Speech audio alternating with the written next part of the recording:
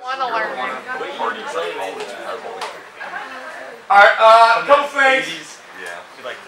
I posted on yesterday, but I want to make sure that we do discuss it as a class.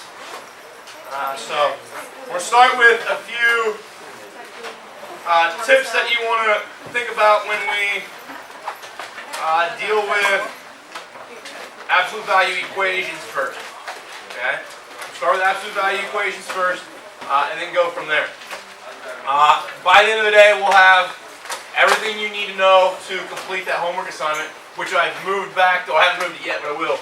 Moving back to Monday, so you can ask questions about some of those problems that you're going to kind of first encounter tonight.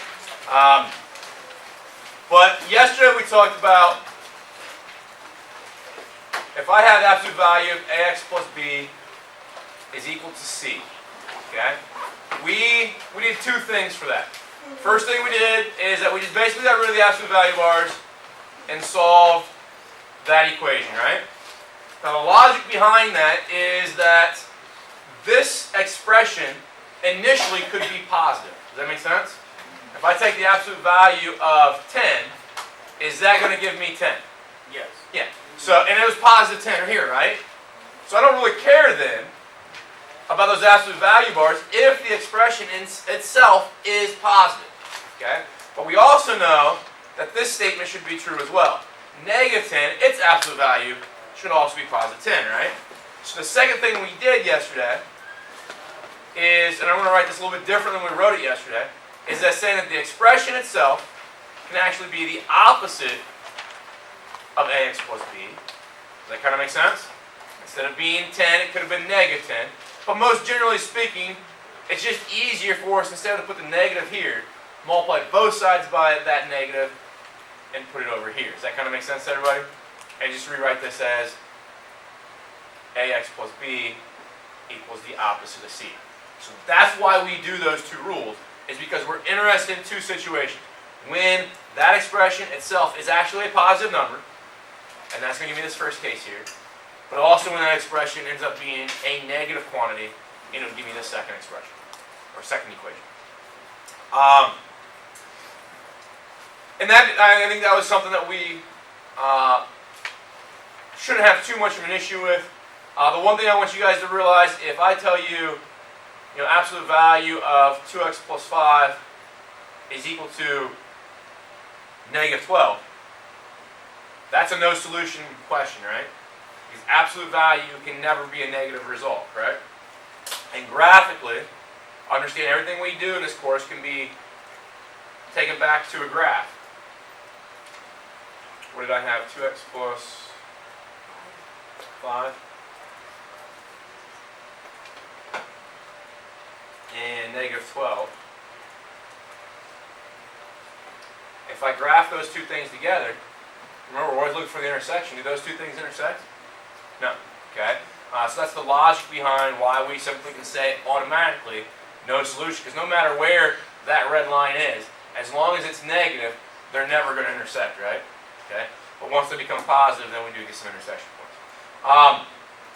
So that was one thing we talked about yesterday.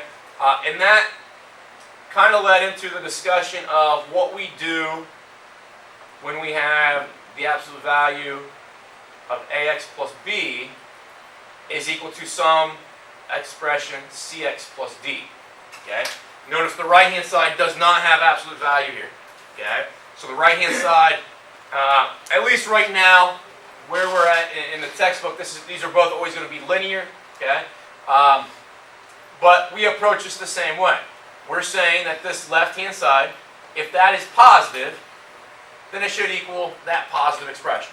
Okay? So I'm saying ax plus b should equal cx plus d. Okay? Second case scenario is that this thing here could actually be a negative amount, but the absolute value of it should be equal to this positive amount, right? Just to maintain kind of a similar aspect as this one is, or was, we multiply the right-hand side by a negative here. So just to keep kind of the same rule, we're going to multiply this right-hand side by a negative. And that will be the same thing as if we would multiply the left-hand side by negative, right? Okay. The only thing that is a problem with this one, is that you're going to get two solutions, right? Okay? At least that's what the algebra tells us we're going to get. But let's think about this. Let's say I give you the absolute value of 2x plus 5 is equal to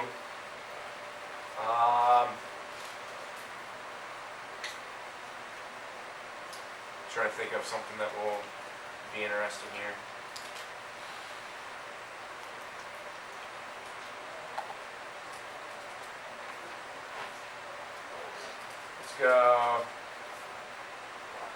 Let's just go x minus 1. I don't know how interesting that's going to be, but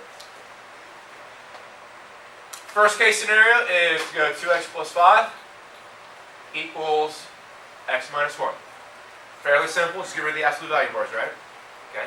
The second scenario is to take 2x plus 5 and now set it equal to the opposite of this.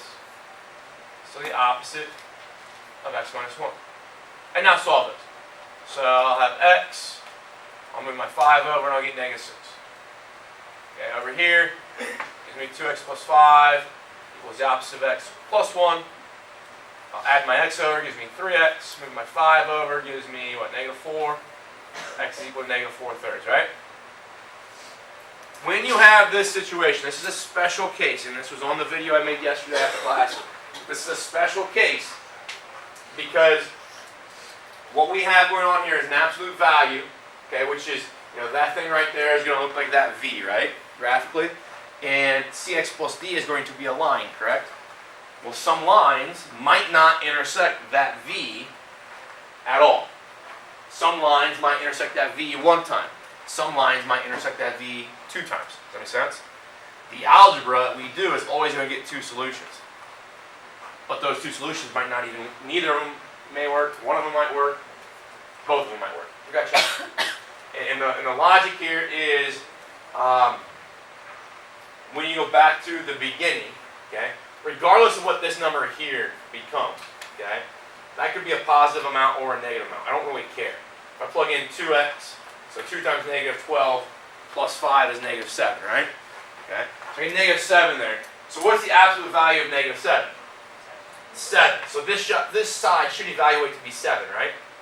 Well, what's negative 6 minus 1? Negative 7. So we just evaluated and said the absolute value of negative 7 should equal negative 7. And we know that is what kind of statement? A false statement. So that solution does not really work. Okay?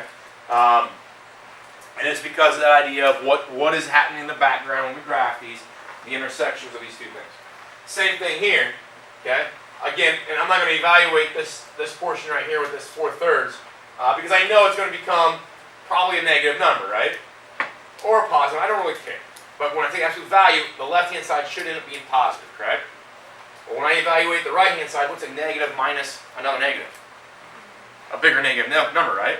So I'm saying the absolute value of something should equal a negative number, and that's false as well, right? So that solution does not work. So really, the work that we did, both solutions don't really work, okay?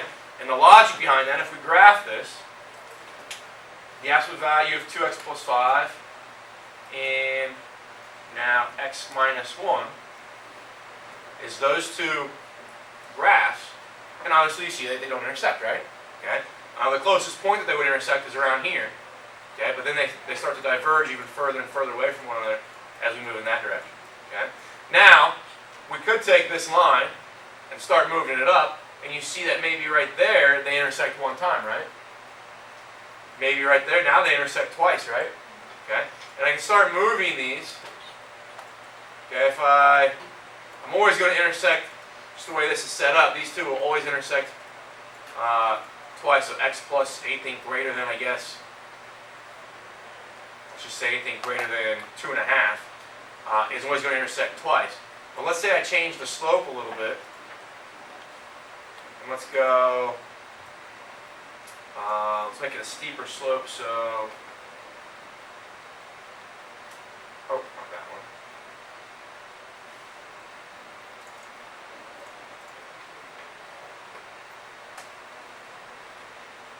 Now you see a situation where maybe they only intersect one time, right?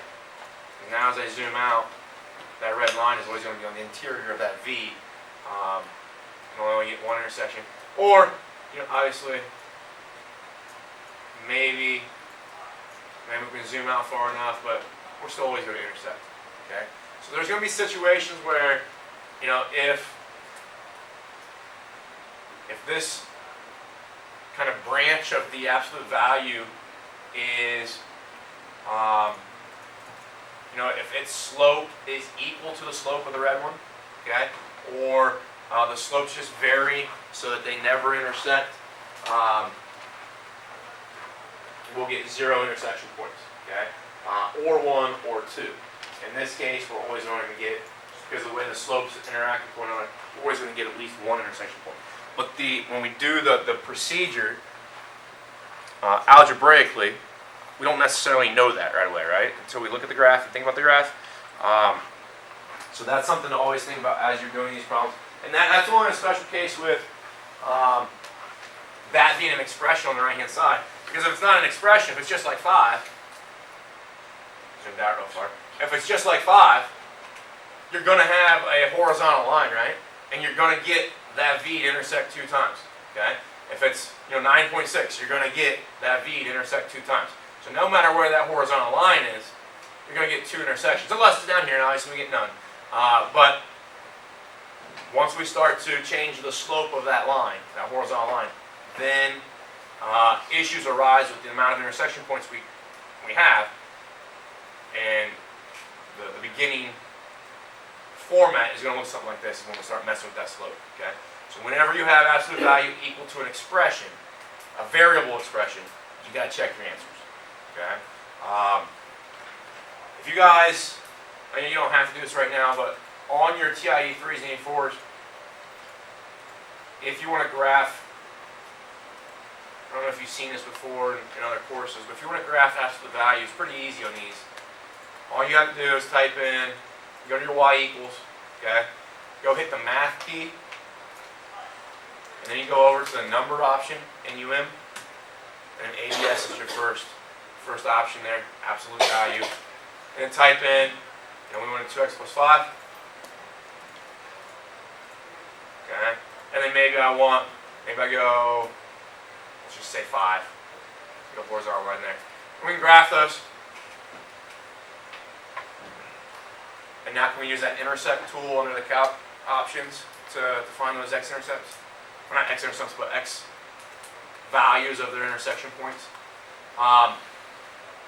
So that's how you do absolute value on the calculator.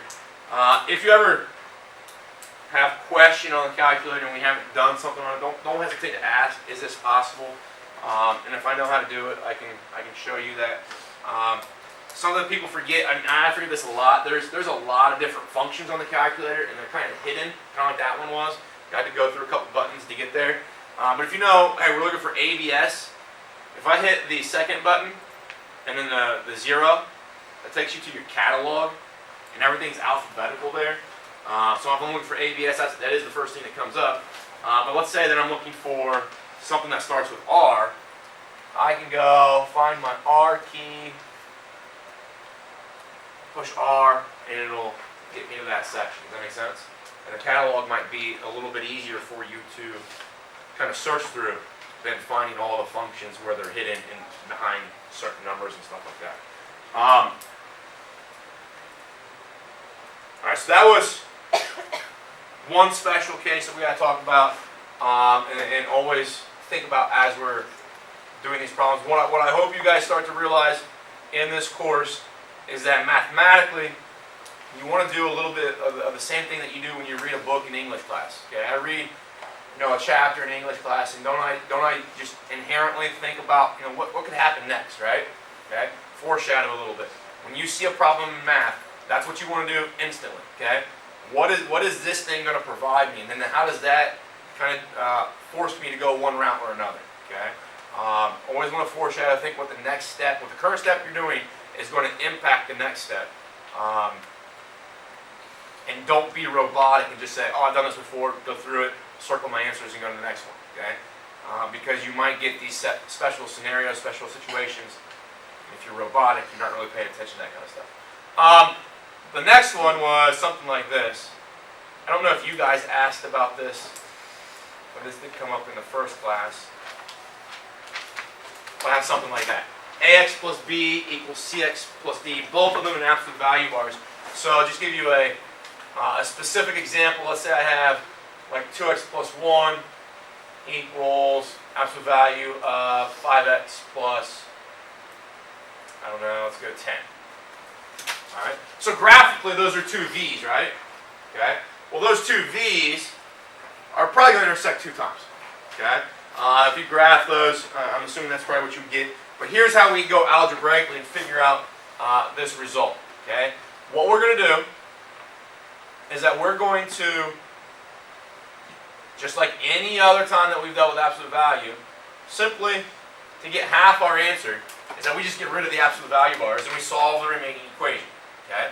And the reason we do that is that we're thinking that this expression here with the absolute value is equal to that expression with the absolute value as long as the expressions that are underneath, as long as that thing right there and that thing right there are equal to one another. For instance, that's going to end up being a number, right? What if that number ends up being 22? Is the absolute value of 22 the same thing as the absolute value of 22? That's because 22 is equal to 22, right? Well, if 22 represents AX plus B, and 22 represents CX plus D, then we don't really need, because they're both positive, we don't really need to do anything with those absolute value bars. Does that make sense, everyone? Okay? But we also know, I'll do it with the right-hand side. If that's absolute value of 22, to get a true statement, this could be the absolute value of negative 22, right? That would still be a true statement. I take the absolute value of this, I get 22. Take the absolute value of this, I still get 22. So that tells me that this expression here could be AX plus B. But this one could be the opposite of CX plus D. Okay? So we get the concept, or we get the idea that this is going to be true. What I have written in blue is going to be true if the expressions inside the absolute value bars are in fact the same sign. They're both positive or they're both negative. Okay? If I put if I multiply this red stuff by negative on both sides, don't I still do the same thing? Okay? So this first case here is assuming that these two expressions are the same exact sign in regards to one another. Both positive 22 or both negative 22 or something like that. Okay? This black one is saying that this expression, AX plus B, is an opposite signed expression to the CX plus D. But whenever I take opposite signs, okay, and take the absolute value of both sides, I still get the same result, right? I still get a true statement. All right? So that's the logic, that's the reason why we still do these two steps. So over there then, you'd have 2x plus 1 equals 5x plus 10. That'd be your first scenario. Your second scenario would be 2x plus 1 equals the opposite of 5x plus 10. I'm going to leave it for you from there to go and solve those, but that will give you two locations in regards to the x values where those two graphs intersect. Okay.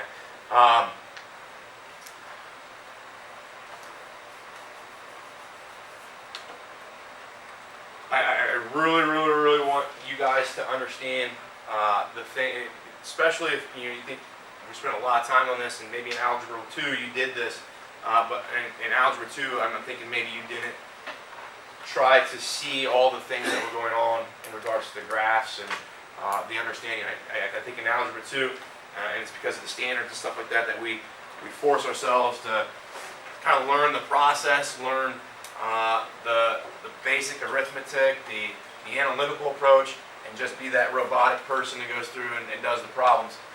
In this class, I want to get deeper into that kind of stuff and think about why those things work. Okay, it wasn't until I was in high school, I was that person that wanted I wanted the process so I could do the steps. I had to be shown, do the steps, do the steps, do the steps, and then I could perform on a test or a quiz. But once things changed a little bit, I didn't really have the skills to adapt to those questions. It wasn't until I got to college and I had a professor who said, don't try to memorize things in math. Okay, don't be that robotic person. Okay, try to develop relationships. Try to develop an understanding of what's going on in the background. Okay, because there's multiple approaches. There's graphical approaches, analytical approach, that kind of stuff. And understand the dynamics of all of those, and then you don't have to memorize anything. Okay, you just understand the intertwining of the mathematics system, and it makes things so much easier. So that's hopefully what we kind of accomplished this year. Whether that slows us down in regards to the amount of material we learn, I'm okay with that because I'd rather have the payoff of understanding in great detail a small chunk of mathematics than having no understanding of a lot of mathematics. Does that make sense? Okay. So that is the several situations that we deal with in regards to equations. Now, every time that we come across a topic in, sorry, allergies are killing me. Every time we come across a topic in this class, we're going to solve. First thing we'll do, and we'll introduce this tomorrow, but we'll introduce what we call functions. And pretty much every chapter is going to introduce a new type of function. Okay. Later in that chapter, then we start taking that function and setting it inside equations. So we start solving equations. So maybe in chapter 4, we'll talk about logarithmic functions. Later in that chapter, we'll say, okay, now let's solve logarithmic equations. Okay? And then later in that chapter, we'll say, okay, let's solve logarithmic inequalities. Does that make sense? Okay? So as we go through the course, every chapter is going to be basically, here's a function, here's equations with that function, and now here's inequalities with that function. Okay? And when we go to the next chapter, and here's a new function, here are equations with that function, here are inequalities with that function. Okay? So it's a good idea to understand what we're saying with inequalities and what they mean to us graphically. If you have an inequality, let's just say let's just start with something really basic. If I had, there's 2x plus 3 and x minus 2, okay? I've got those two graphs, okay? And I want to know where those two things are equal. And we spent a lot of time in Algebra 1 finding that location of -5, -7, where those two things were equal, right? Systems equations. Now that we know where they're equal, we should automatically know then where they are unequal, right? They're unequal everywhere else. Does that make sense? Okay? But now the question is, how are they unequal? Okay? So let's just say, take for example, if I say 2x plus 3, which is the red one, orange one, whatever color that is, and x minus 2, and I write it that way. And I say, I want to find out where 2x plus 3 is less than x minus 2. Well, graphically, we're thinking then, where are the y values for this one? Now let's write it this way. It's kind of a long phrase, but for what x values? So our answer is going to be in regards to x values. Okay? So for what x values are these y values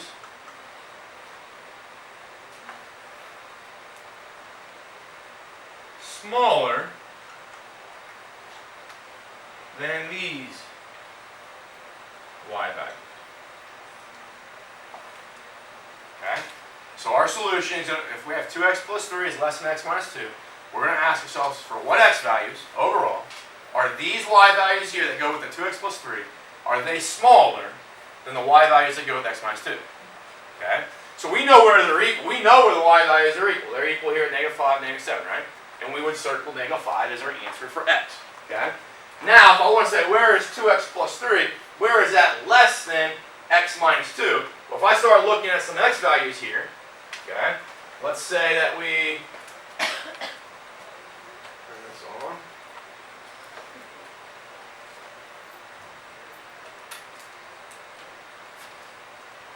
Okay, if I'm looking at 2x plus 3, which is this orange curve here, okay, orange line, okay, and I look at maybe an x value of negative 8, okay, x value of negative 8 would be that line right there, right, okay.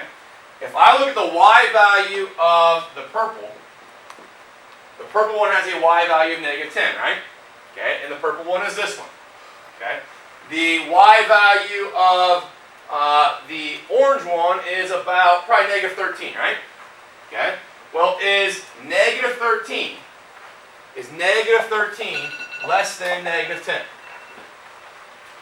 You guys agree with that? Yeah? Okay. So it is